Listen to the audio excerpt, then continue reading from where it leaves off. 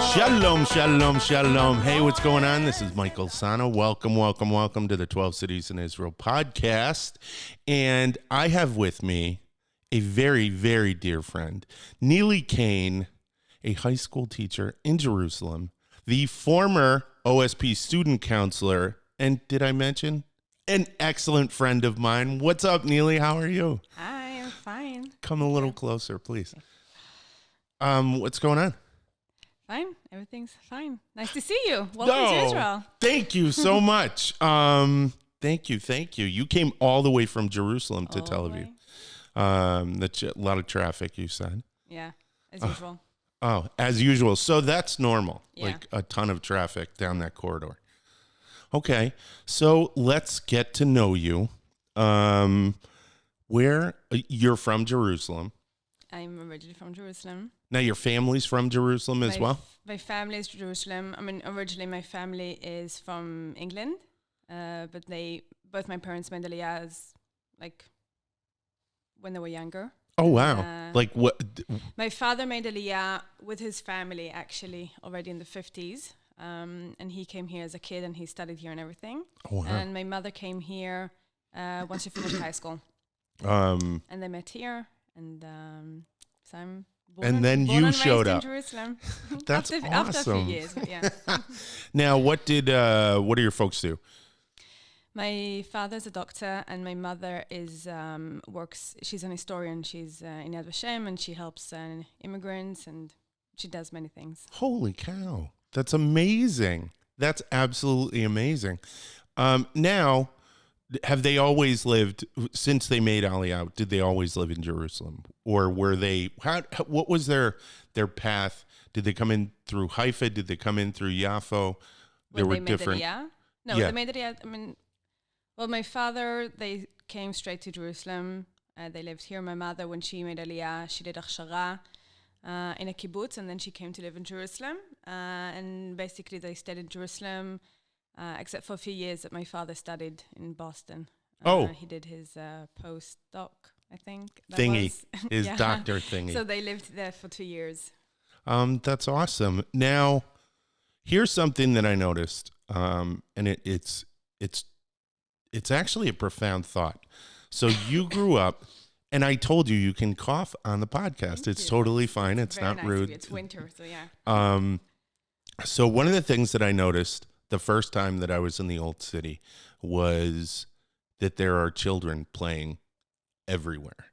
Mm-hmm. Bikes outside the kotel, with streamers and all that.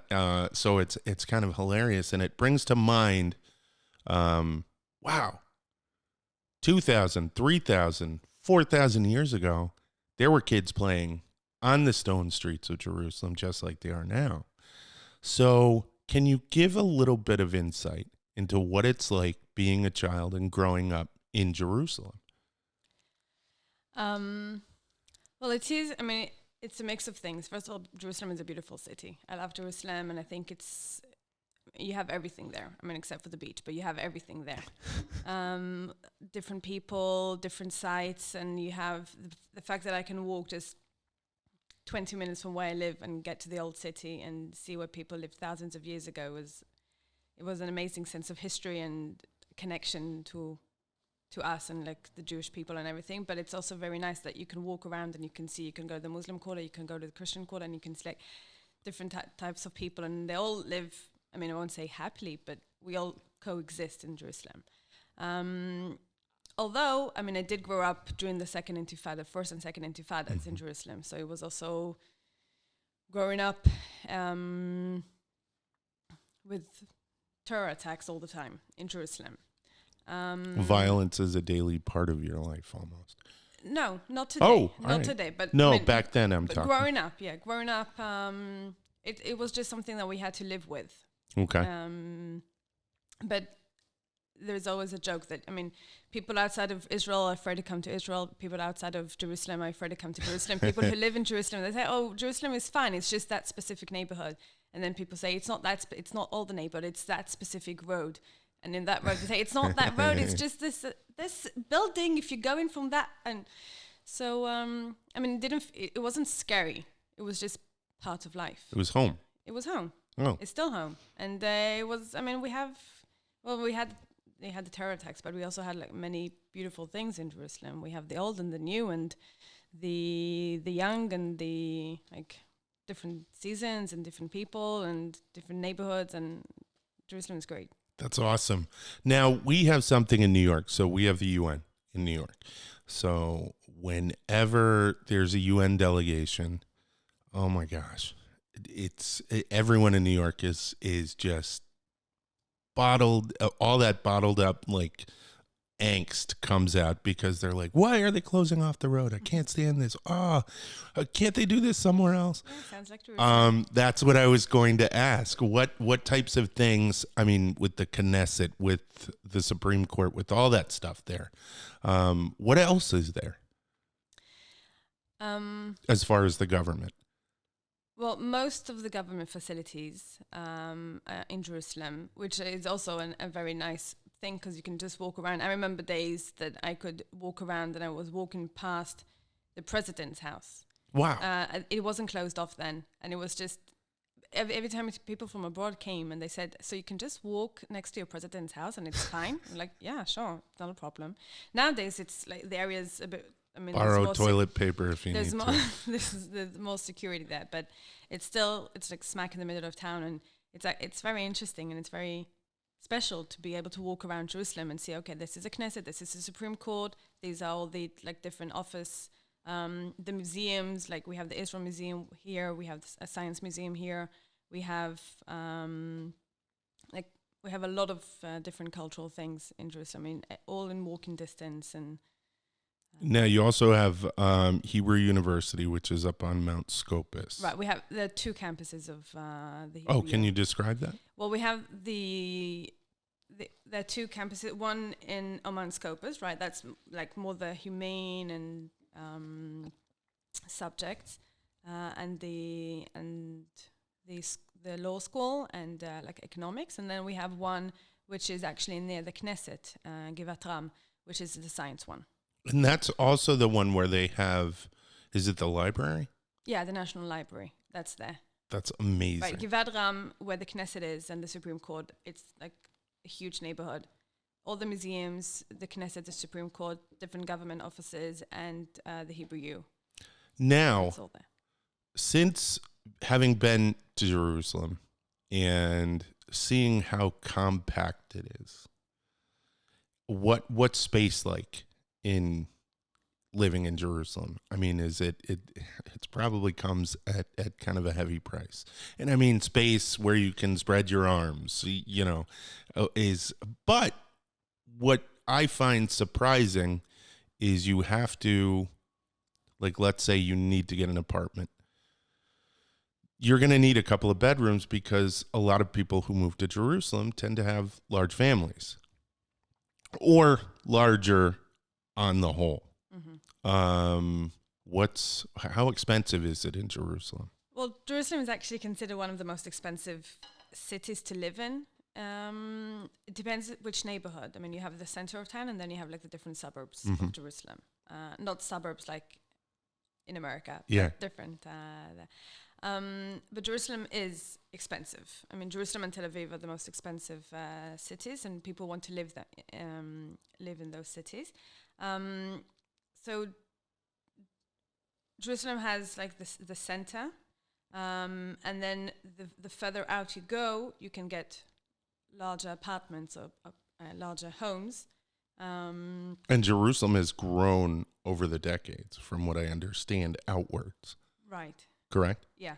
Okay. I mean, Jerusalem has been growing and different. We also have very large neighborhoods like Pisgat Ze'ev and Ramot and Gilo, which are considered part of Jerusalem, but are like teeny tiny cities by themselves. But most people who want to live in Jerusalem, they do want to live closer to the center, and then it is a problem because of price range, and young couples and young families can't afford them, especially when we have a lot of people from different countries around the world buying homes to live in during the holidays, and it takes up room. Well, is Airbnb a problem like it is in Tel Aviv? actually don't know. Because I that don't know was how Airbnb works in Jerusalem. that I've was never- one of the big things that I had read about in Tel Aviv, that they're actually looking at legislation, making laws, kind of limiting it, because a lot of the property prices in Tel Aviv rental prices are being vastly increased because people are just buying the place to rent it out as an Airbnb. Right. Maybe the same in Jerusalem, where we do have problems with what we call ghost apartments. That's it. We have a big problem in that in Jerusalem. Now, could you describe what ghost apartments are, just real quickly? Just apartments that the owners of the apartment, they don't live here. Mm-hmm. Either they live in a different city or they just buy the apartment. Mainly they come for the Jewish holidays, and the apartment is empty most of the year. So sometimes they rent out their apartments to students or to students or family members It'll who move come. too, so It's if okay. you want to sit back, that's fine. So sometimes they rent it out, and sometimes it stays empty. Okay. And that's a pity when we have a lot of youngsters and young families who are looking for apartments in those areas and can't afford because of their price range. That stinks, but it's probably a fact of life and nothing that will go away soon. Yeah, but I mean, it's nice that people want to come here and live in Jerusalem and they want to come and visit. No, but absolutely. there are two sides for this. Okay. Lastly, before we move on to the next subject, I want to talk about a lot has been going on in Jerusalem in terms of urbanization, little projects going on like the Jerusalem high-speed rail, the tram that goes up and down the main. And what street does that go up? Well, they're working on the light train, like from the entrance to town to different points on the outskirts of Jerusalem. So they're working on from between the two main hospitals, which is En Karem and Har HaTzofim. There are also two campuses of the university, and they're working also. They're working on one to connect them. Right, and they're working on connecting the further, like the neighborhoods, which are more towards the South Jerusalem, like Gilo, to the center of town, and Pisgat Ze'ev to the center of town, that's in the North Jerusalem. And they're working on another one, again, to the southwest of Jerusalem. So they're trying to connect everything. And I get the need to modernize Jerusalem, absolutely. But how do they do it? Where do they get the room? Oh, all right, yeah, because there's no room really to. Also, there's no room, but also there's a problem, which is, I mean, it's not a problem, but every time that they dig up something in Jerusalem, they have to have they need also people from like archaeologists and things to come and monitor everything, just in case they find things. Most of the time, it's when they find something. You usually, I think most of the times you have someone there all the time because you will end up finding something. And we had plenty of times that people were just renovating their house and found like an ancient tomb pool or something coins mikveh or or something. Yeah, exactly. Wow. So that always takes more time. Wow. All right, cool. So we're going to step away from Jerusalem. We're going to step away from you growing up, because in the trajectory of your life story as an Israeli, you have government service. Right. You have either the IDF or national service. Right. Can you tell us what you did? Yes. So once I finished high school, I went into the army. I was there for 3 years, and I was there as a basic training commander. But I didn't train regular. I mean, I had soldiers, but most of the soldiers that I had, the soldiers that come from more difficult backgrounds, and usually those are the soldiers that until up till the 80s actually were not accepted into the army. But the army wanted to give them a chance to start a new life and to be able to be part of society, because otherwise, if you're not, I'll talk about that later. But so a lot of these soldiers, they come most of them didn't finish high school. Some of them have criminal backgrounds. And they go into the army as part of being accepted into society, and helping them finish something and helping them start something that they can actually work with. So they went into basic training, and then they went into different jobs in the army. So I was there for 3 years. I started as a commander, and I finished up as a company commander or platoon. How did you wind up getting I always into get it? mixed up. Which one is a platoon? Which one is a company? I think it's a company commander. Company is larger than a platoon. Yeah, so a deputy, or like deputy company commander. Admiral General? I'm just kidding. Sorry. Yeah. How did you wind up? So that was a pilot program? Something brand new? No. It's been going on for like since the 80s. Okay. It's not a pilot, no. How did you wind up getting chosen to do something like that? It takes most likely a specific temperament. When you start the whole process of going into the army, you start when you're 16 years old. You go to the first I would say first checkup. Mm-hmm. Just a very basic thing, an interview, medical checkup, and then they like basic tests, and then they give you like specific marks on things, and based on those specific marks, I would say, the army says, okay, so this is a variety of jobs that you can do in the army, and then you can choose. And then it's a combination of what the army wants you to do, what you want to do, and what's available.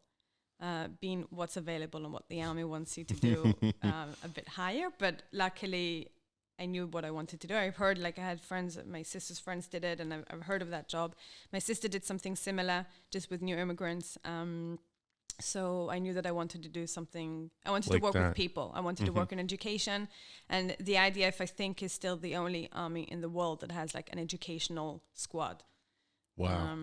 That deals with education in the army and education of soldiers. Because everybody has to do the army, then the army wants people to be allowed and to give the chance of people who also didn't finish and didn't have the education that they needed to get that education. And like a variety of different educational things. And one of the things was the thing I did. I was accepted, and the rest that's was history. awesome. Thank Good you. job. Now, can you quickly just go over what were some of the difficulties that you specifically? Now, were you training both men and women, or just only women? Men. Only men. Only men. So you have individuals who have issues, maybe with authority, and they're now taking direction and orders, not suggestions, from a woman. How did that go? What can you give me an example of one of the difficulties that you had with that?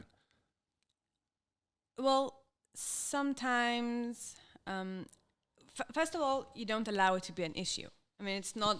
Wow. Also, you tell no. Also, I mean, also towards the soldiers. I mean, the soldiers. Okay, so I'm a woman, but I'm not a woman or a male. I'm your commander. So it's like you have to do what I say. And I understand that, having been in the military, but people might not. That's why. Right. So I'm saying a lot of, at least in the basic training, unless you go to very combat units, a lot of actually the basic training commanders are women. Unless you're going to combat units. So the basic training is run by like women. So it wasn't an issue in that sense. It was an issue in the sense of some of my soldiers were like, who are you to give me orders, sort of thing. But once you get into the army, and the army, like the way it works, it's something and and it's something that you do. Definitely. And it's not, I didn't have. You didn't have the friction that I imagine one might have. Right. Okay. Because also sometimes they see you as either, because they had a lot of difficult they had a lot of difficulties in life, most of my soldiers. And as you put it very nicely, they had they had problems with authority. And most of my soldiers, they never finished something.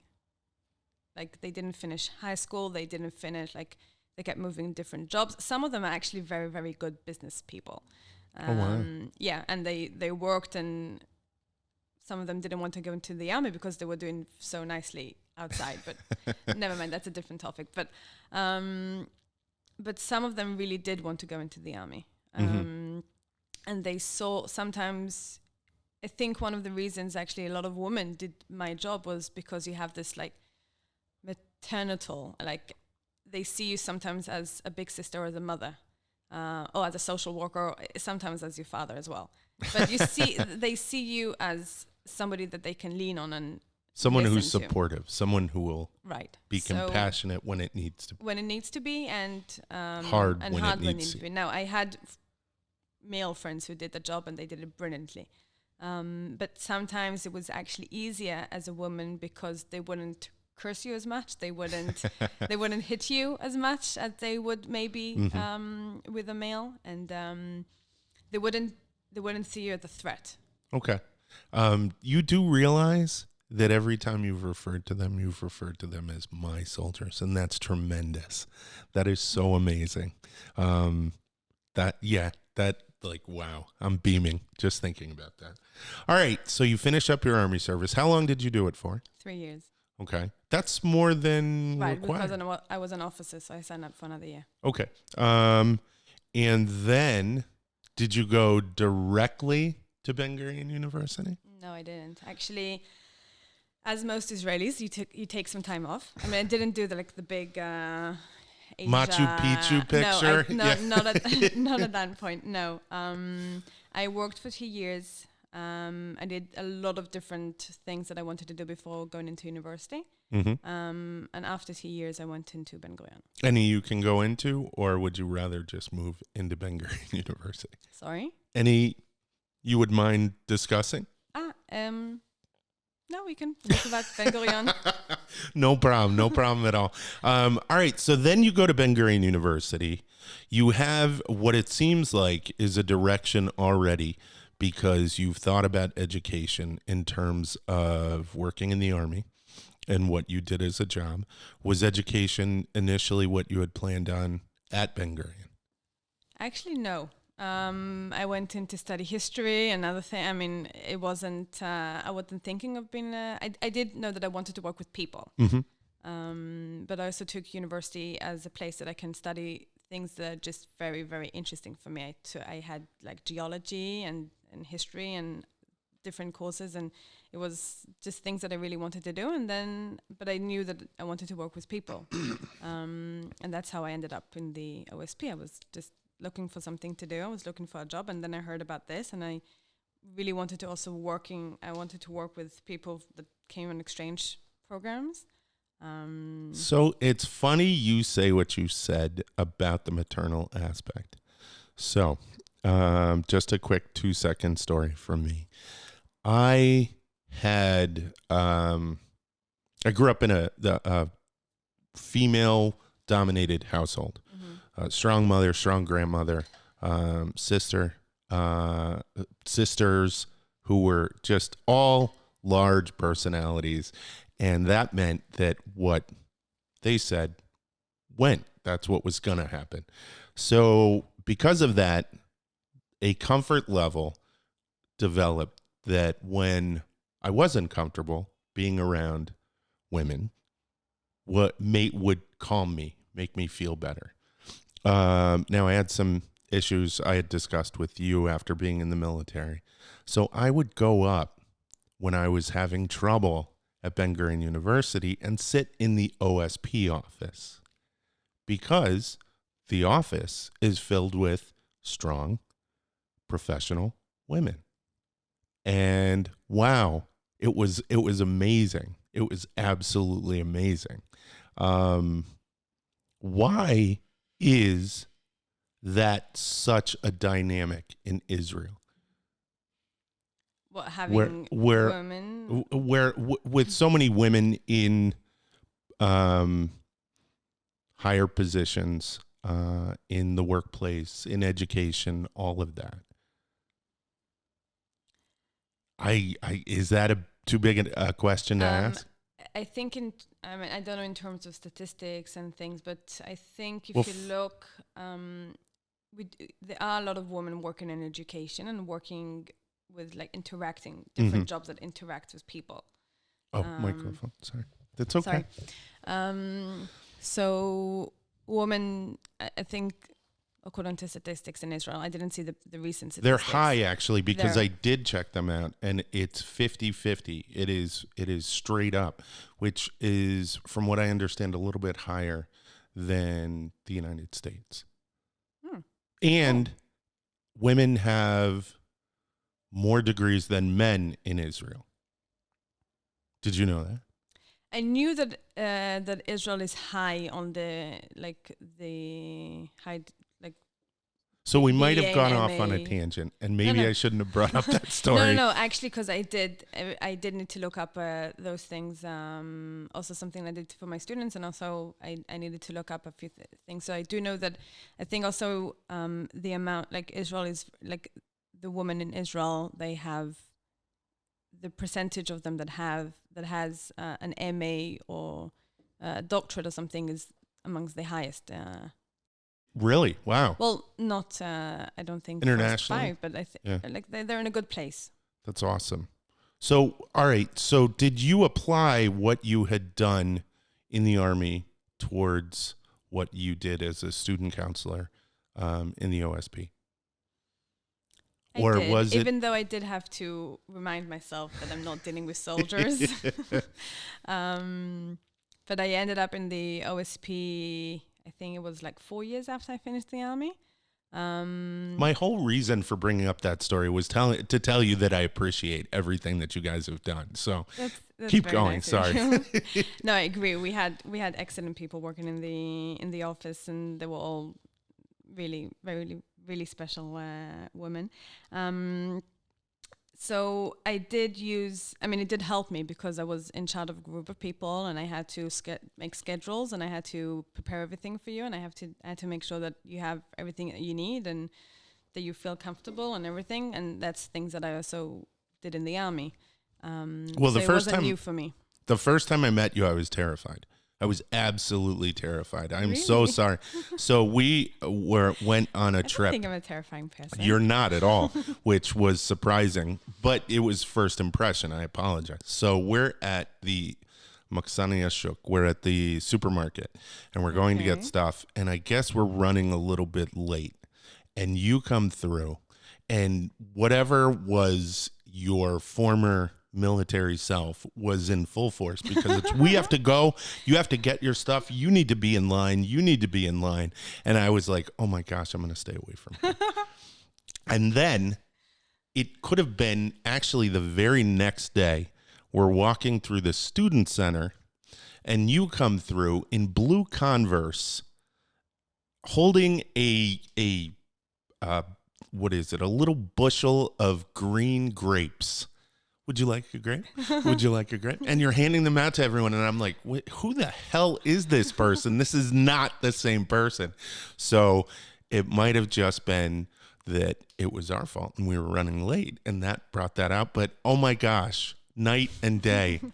But I feel cool that I got to see both sides. Well, when we needed to be on time, we needed to be on time. And when you can fool around, you can fool around. Now, how was the adjustment with going from soldiers to students, and what are some of the, I guess it would be not social, it might be social, but the difficulties acclimating these students to the expectations of studying abroad in Israel?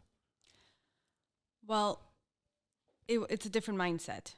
Although I was talking about like approximately the same age. And it is. That's it is for us, yeah. Yeah, because we had in the different groups, so we had people coming when they were 18 years old, and I had people when they were 22, I would say 23, as not in the Ulpan program, but the exchange. In the Ulpan program, we had people up until, I mean, you remember, 70s and 80s that people came. And my soldiers, most of my soldiers were between ages like 18 and 20. So it was the same age, but a completely different mindset. And one of the main things that I was always thinking about, that you guys, you came here, you came to a foreign country. Most of you didn't know Hebrew. You had no connection to Israel. I mean, maybe the Jewish people had a little bit more connection, but they just came out of interest.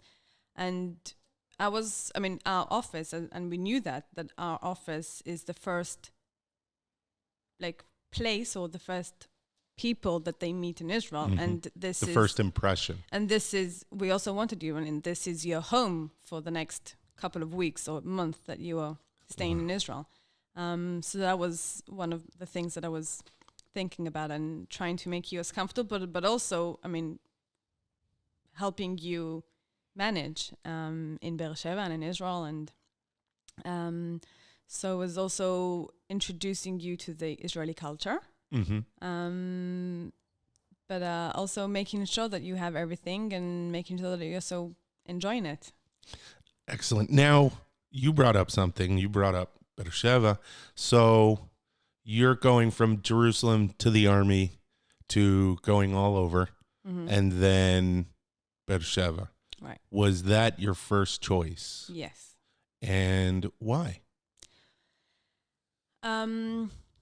I had friends who studied in Ben Gurion University, and I knew that I wanted to study I wanted to go out of Jerusalem, just because, I mean, I love Jerusalem, excellent, I came back to Jerusalem, but I did want to experience a different city. And also before the army, like between high school and the army, I did spend a year in a town called Yerucham, which is down south. And I spent there like a year preparing, like doing this program that a lot of Israelis do before the army. And so I spent some time in the south, and I loved the south.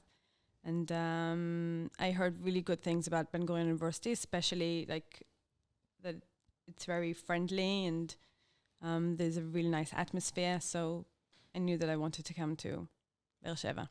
Excellent, excellent. And it's my favorite place on the planet. I love it. Sorry, Jerusalem, but hey, what are you going to do?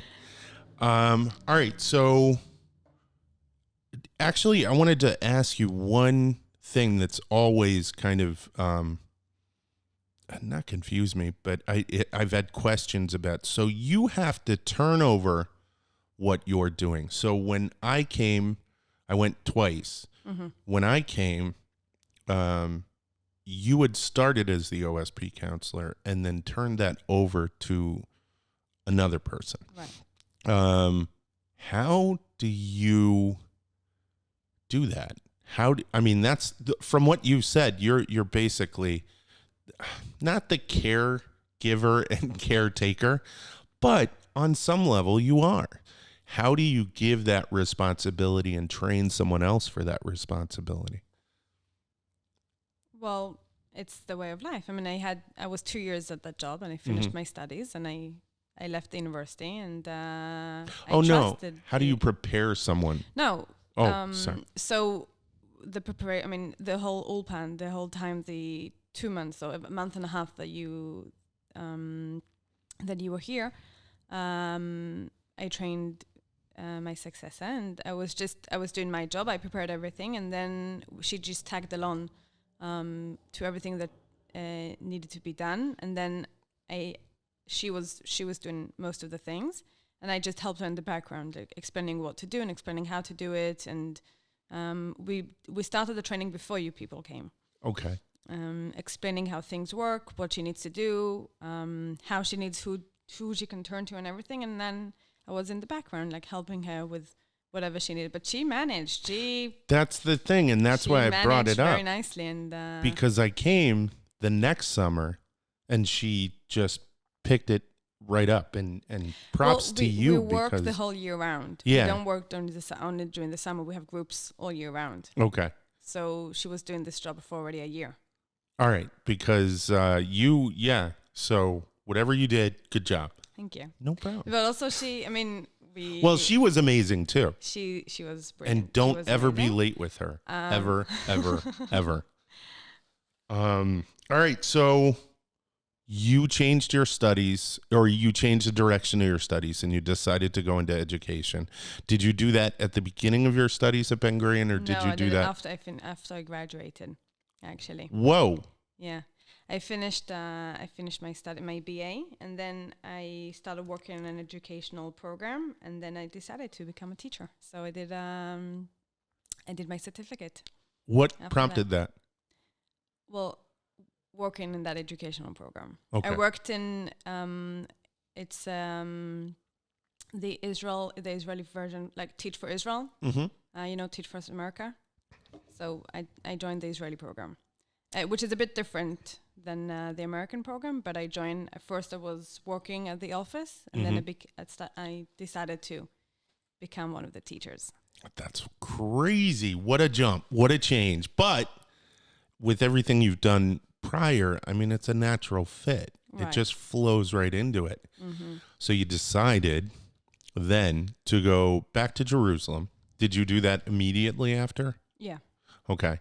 How hard is it to get a teaching position in Israel? And how hard is it to be a teacher in Israel? To live off that salary? Well, it can be getting a job as a teacher. It depends actually which subject you're teaching. Okay.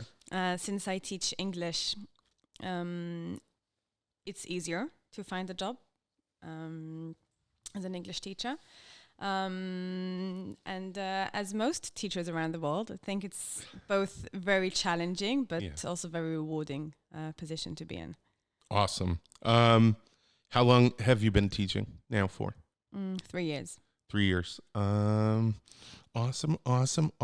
Now, how is that different? How is it with all the things that you've done?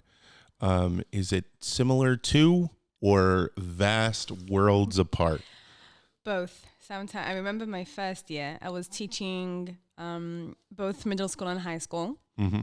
And I had a couple of 13-year-olds that were not doing the things that I asked them to do. And I was thinking, just a few years ago, I had 200 soldiers doing exactly what I wanted them to do. And I can't control 13-year-olds.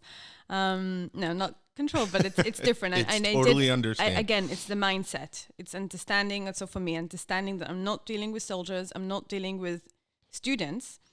I'm dealing with teenagers. And I have to be very patient with them because they are teenagers and they will do stupid things and they will do, because that's what that's supposed to do. And I don't want them to act like soldiers. I don't want them to act like be like what's called a yes man. I want them to think, I want them to do, I want them to act. And sometimes I do wish that they will act like more soldiers, especially now I'm in Israel, we have what's called a homeschool teacher, right? So I'm in charge of a group of students, and I was with them since they were 16-year-olds, like during high school, and now they're finishing high school.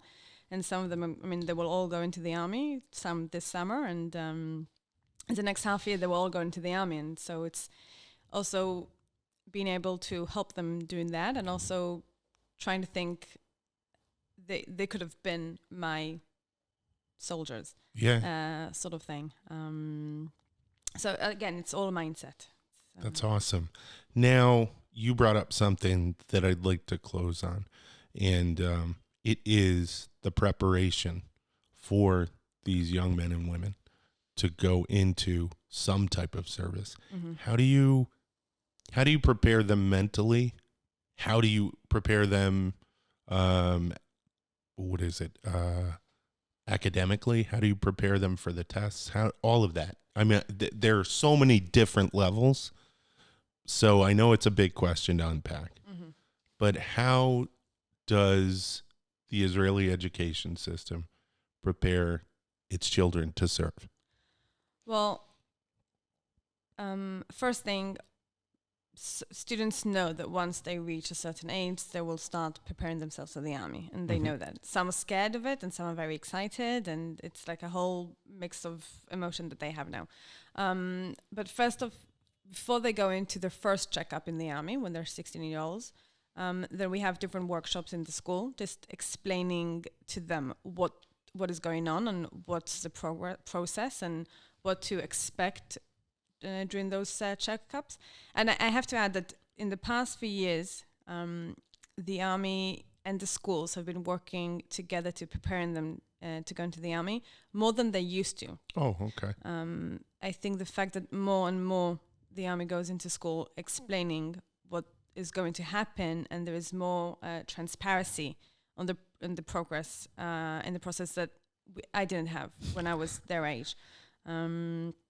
So, and everything is up to date, and everything is on the internet, and everything is they have apps and everything, and so the information is much more accessible nowadays. So we do workshops in the schools, preparing them to go into the army, and then what we have, at least my school, when part of a program that the school goes with the students to the first checkup. It's called Tzav Rishon. The first time that they go into a checkup of the army, and you go as a school. So it's nice because the students, first of all, we are there as teachers, and we can help them, and they have their friends, and it can be very intimidating, and there's support for them. Exactly. So there is support, and it does prove as helpful for some of especially those who are much more nervous or not as secure as others. So that's very good. And then during the 11th grade and 12th grade, we have different workshops that we explain about the different job that they can do in the army.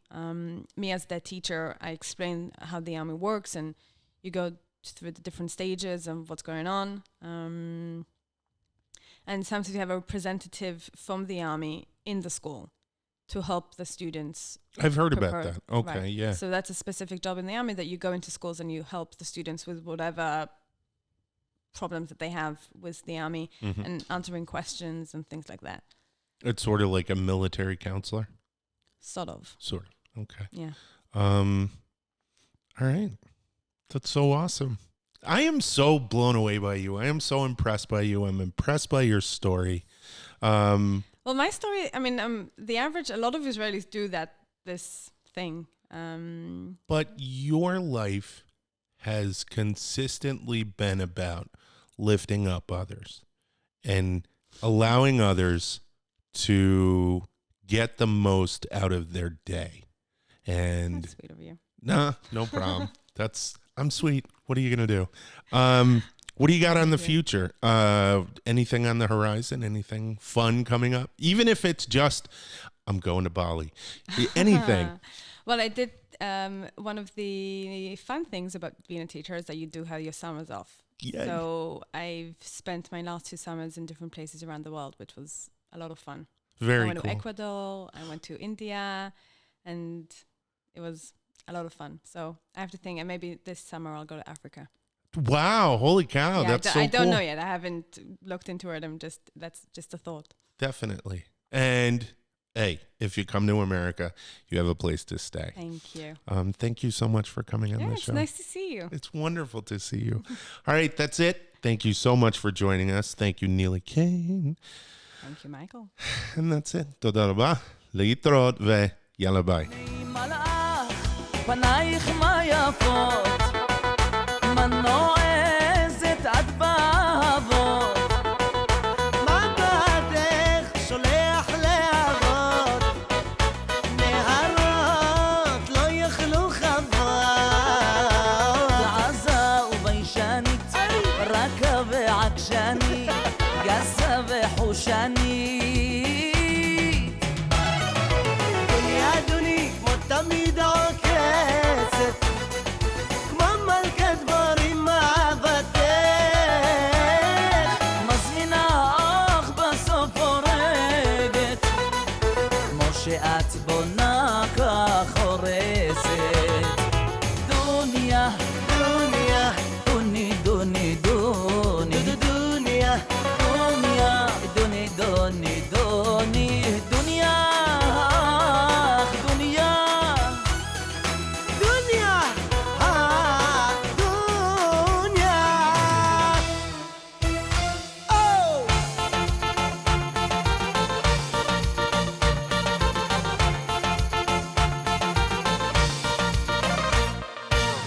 את זוכרת איך נשקת עיניי, את זוכרת איך בכית אליי,